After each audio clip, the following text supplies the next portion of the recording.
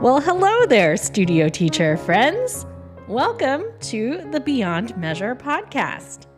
My name is Christina Whitlock, and it is my honor to hang out with you today for a little bit of studio teacher solidarity. Today, we continue our tour through some of my favorite previous episodes of Beyond Measure, and I'm bringing you a really good one today. In fact, there's a good chance you have heard me reference this content in many other places. For instance, if you have taken my Building Better Music Readers course, you will recognize a lot of the content from today's show because it is quite foundational to my beliefs about how we get students started on the staff. There is a link to Building Better Music Readers if you would like to know more in today's show notes. But without further delay, friends, let's get on with the show. Thanks for listening today. This is episode 261 of the Beyond Measure podcast. I run a consultation service where I meet with a handful of studio teachers each month to offer advice on a myriad of topics. Some people book consultations to enlist my help creating the verbiage for new tuition rates or studio policies. Some want help planning studio events, and others just want to flesh out their understanding of how to better teach specific concepts like reading or rhythm. It's a great part of the work I do in the teacher community these days. And after all, if you can't tell, I count any time spent with other teachers as a win-win situation.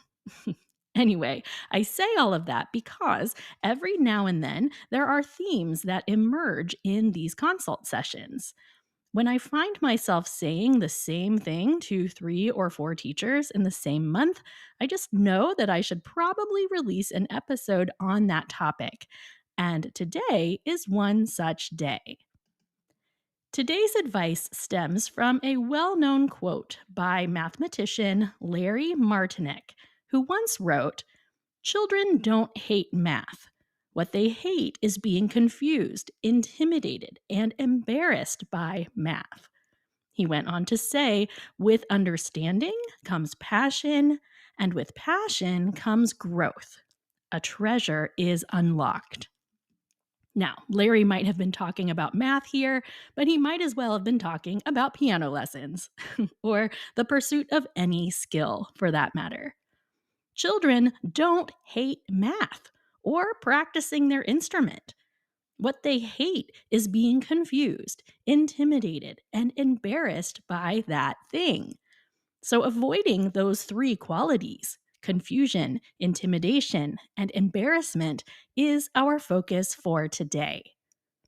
Now, this all goes back to remembering what it's like to be a beginner. Try as we might, there are just so many aspects of a lesson that we have become calloused to. We become ingrained in our routines. We forget how new and how uncomfortable the process of learning an instrument can be. I think those feelings that we're focusing on today, this confusion, intimidation, and embarrassment, are absolutely the reason we lose students, or the reason people never pick up an instrument in the first place. And furthermore, I believe it's those 3 feelings, confusion, intimidation, and embarrassment, that keep kids from practicing more enthusiastically at home. Yes, kids are overscheduled. Yes, some of them lack discipline. But I'm here to tell you, if they didn't also have to fight through these feelings of discomfort, if they didn't see practice time as confusing or intimidating, if they didn't feel embarrassed coming back to your studio 7 days later, knowing they were not going to meet your expectations, if they didn't have all those barriers to entry, kids would play their instruments more at home. You will not convince me otherwise. Traditionally, those of us who reach high levels of achievement in music are the ones who could fight through those feelings. We're the success stories, right? I mean, it worked for us. But we are also a very small percentage of the population compared to all of those who have taken a first piano lesson. And this is where I feel that teachers contradict themselves sometimes. We want our students to embrace music study like we did, but we are the exceptions. So, if we want studios full of enthusiastic, growing musicians, the ticket is not to expect students to push through all the uncomfortable feelings like we did. Rather, it's to do whatever we can do to keep them coming back.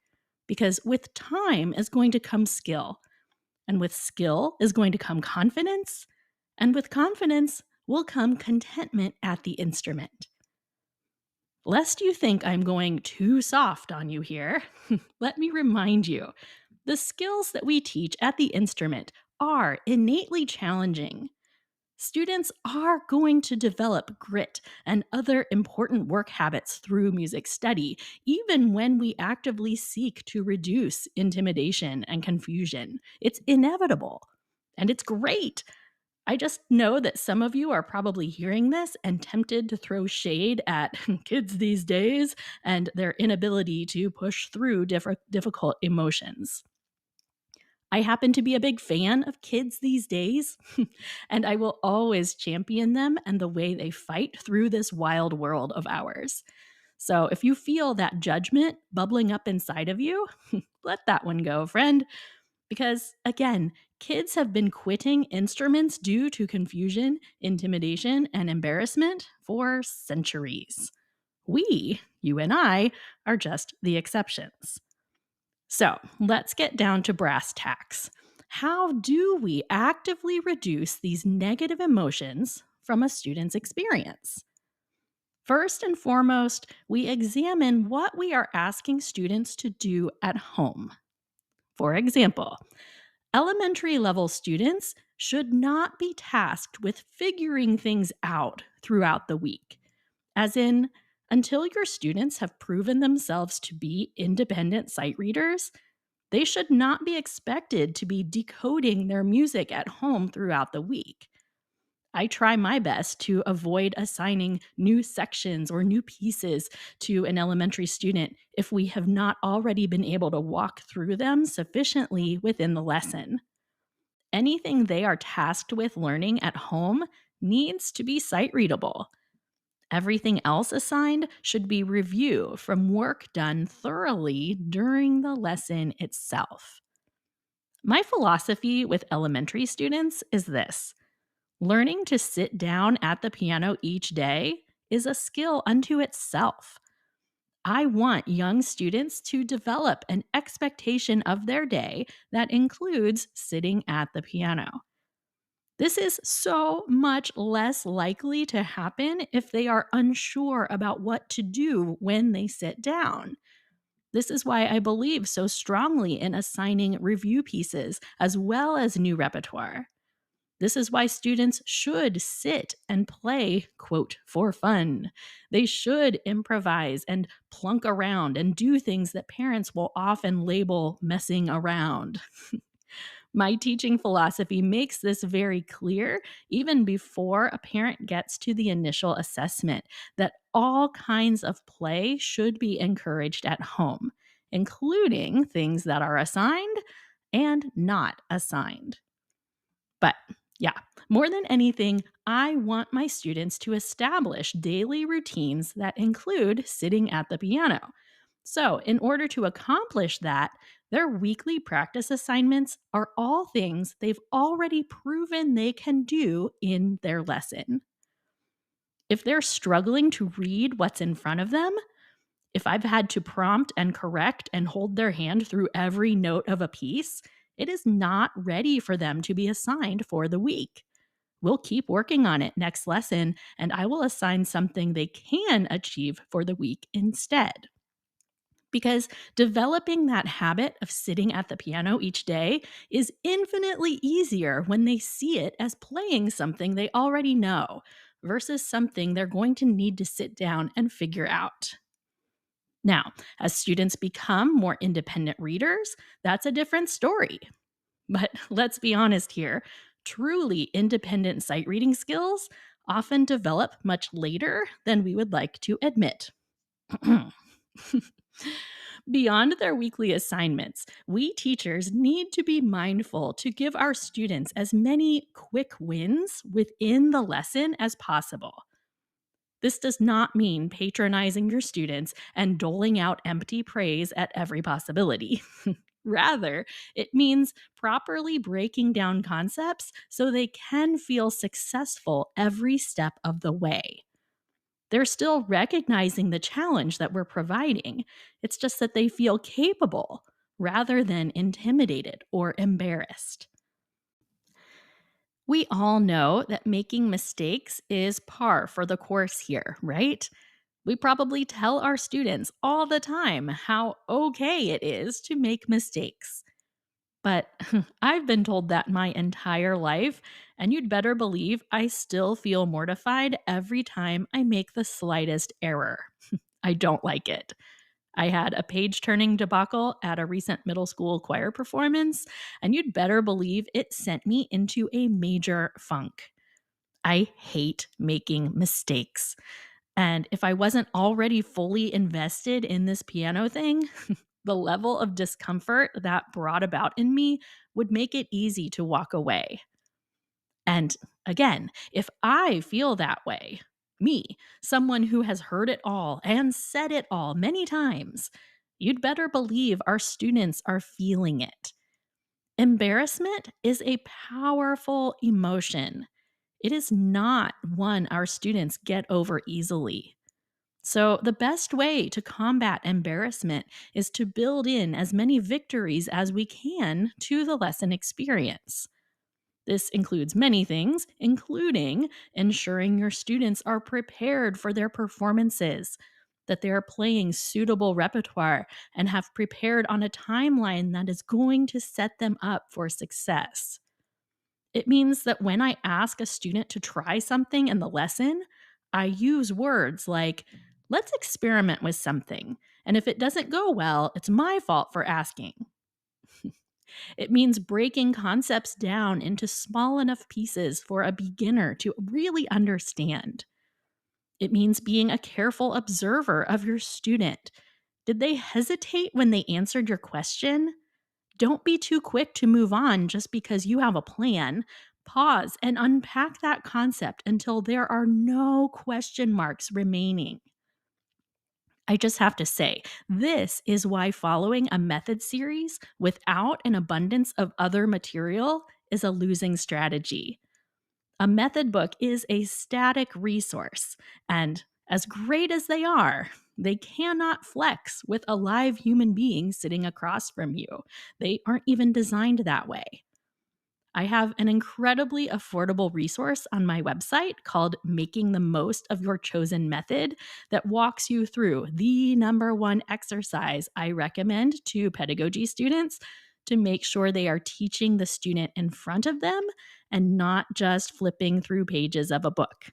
I would love for you to check that out. It's at christinawhitlock.com/methods. Anyway, we could talk about ways to eliminate these negative emotions all day. But I think the most important takeaway today is to recognize their danger. I think we need to look upon these three things: confusion, intimidation, and embarrassment as poison to the experiences we provide. Again, they are surely inevitable, but instead of blaming student exits on your music choices or studio parents or lack of determination or whatever the case may be, try blaming confusion, blame intimidation, blame embarrassment, and then see what you can do to ruthlessly reduce those elements in your lesson experience. More victory, less confusion. Again, that's how you keep students in the studio, friends. And as long as they're coming back, we have the opportunity to continue enhancing their lives for the better. Okay. Grab the nearest beverage and hoist it into the air with me, friends, because it's time for a toast.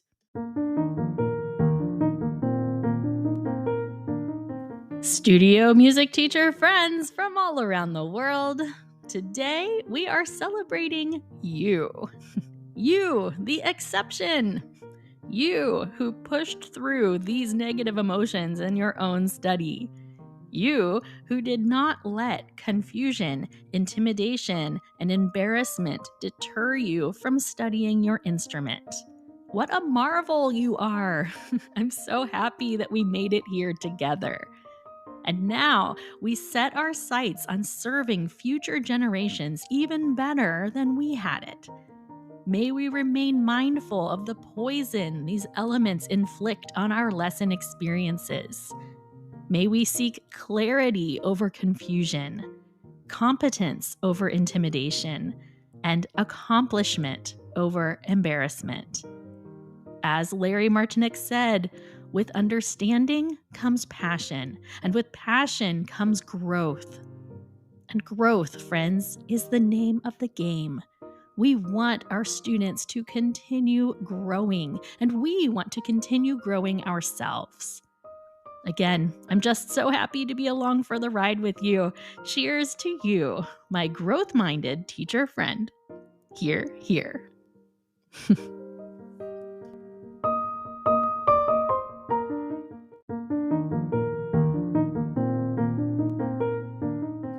Okay, so this was an important episode.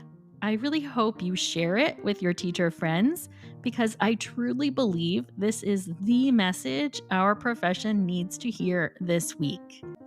All right, onward and upward, friends. We've got so much important work to do.